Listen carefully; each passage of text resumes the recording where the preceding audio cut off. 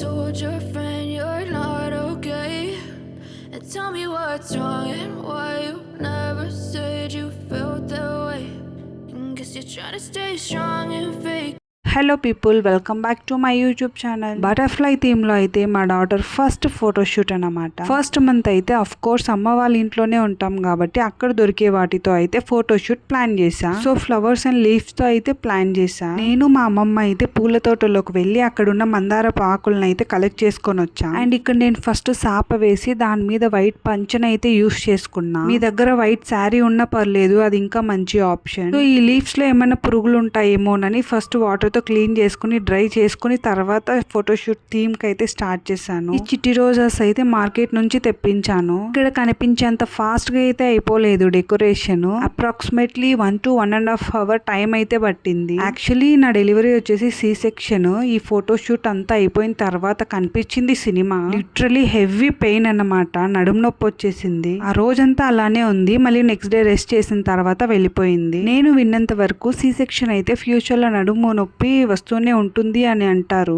నేనేమనుకుంటున్నానంటే proper food and healthy diet ఉంటే అలాంటి pains రావు అనుకుంటున్నా. బట్ నాకైతే చాలా మంది చెప్పారు ఫ్యూచర్ లో నడుము నొప్పి వస్తుంది సి సెక్షన్ అయితే అని. అది ఎంతవరకు అబద్ధమో నిజమో తెలియదు. మీకు ఏమైనా ఐడియా ఉంటే కామెంట్ చేయండి. అండ్ ఇక్కడ నేను మా బుజ్జి తల్లిని అయితే రెడీ చేస్తున్నాను. ఏమైనా ఫంక్షన్స్ కి ఫోటోషూట్స్ కి మాత్రమే నేను లోషన్ అయితే అప్లై చేస్తాను, లేకుంటే ఓన్లీ పౌడర్ అన్నమాట. ఫేస్ కి అయితే అది కూడా లేదు. పౌడర్ అప్లై చేసి డ్రెస్ వేయడం ఒక స్టెప్ అయితే బొట్టు పెట్టడం అనేది ఒక ఫైనల్ స్టెప్ అన్నమాట. అది ఒక పెద్ద టాస్క్ అనుకోవచ్చు. అండ్ ఇంకా ఇలాంటి టైంలో బొట్టు చెడిపోయినా పక్కకు పోయినా అది ఇంకా పెద్ద వేరే లెవెల్ అన్నమాట. సి సెక్షన్ అయినా కూడా ఫస్ట్ మంత్ లోనే ఇంత రిస్క్ తీసుకుంటా ఉంది అని అనుకుంటున్నారేమో. ఎవరి పిచ్చి వాళ్ళ ఆనందం కదా. ఆ రోజ్ పెటల్స్ తో బటర్ఫ్లై షేప్ రావడానికి చాలా ట్రై చేసా. ఫైనల్ గా వంకరి టింకర్ బటర్ఫ్లై అయితే వచ్చింది. సో ఈ ఫోటోషూట్ థీమ్ కి మీరు ఎంత రేటింగ్ ఇస్తారో కామెంట్ చేయండి. ఫైనల్ గా మా బుజ్జి తల్లి ready.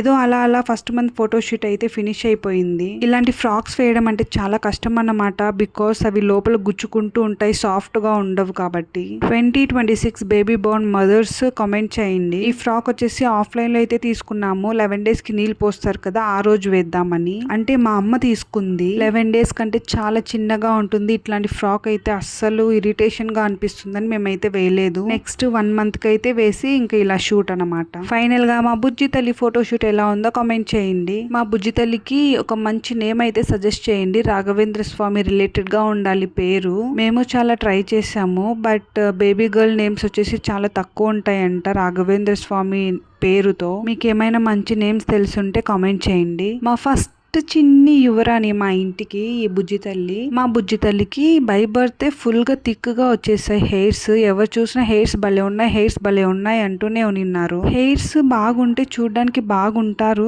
But new Born babies కి ఎలా అంటే చాలా హెయిర్స్ ఉండడం వల్ల ఇరిటేషన్ గా అనిపిస్తుంది. ఇక సమ్మర్ లో అయితే చెప్పనవసరం లేదు, ప్రతి ఒక్కరు ఫేస్ చేస్తుంటారు హెయిర్స్ ఉండడం వల్ల. అలాని హెయిర్స్ ఉండకూడదని కాదు, న్యూ బోర్న్ బేబీస్ కి ఇరిటేషన్ గా అనిపిస్తుందని. సో సింపుల్ గా ఇంట్లో దొరికిన వాటితోనే బుజ్జి తల్లి ఫోటో షూట్ అయితే కంప్లీట్ అయిపోయింది. సో ఈ వ్లాగ్ మీకు నచ్చినట్లయితే don't forget to like, share and subscribe for more videos.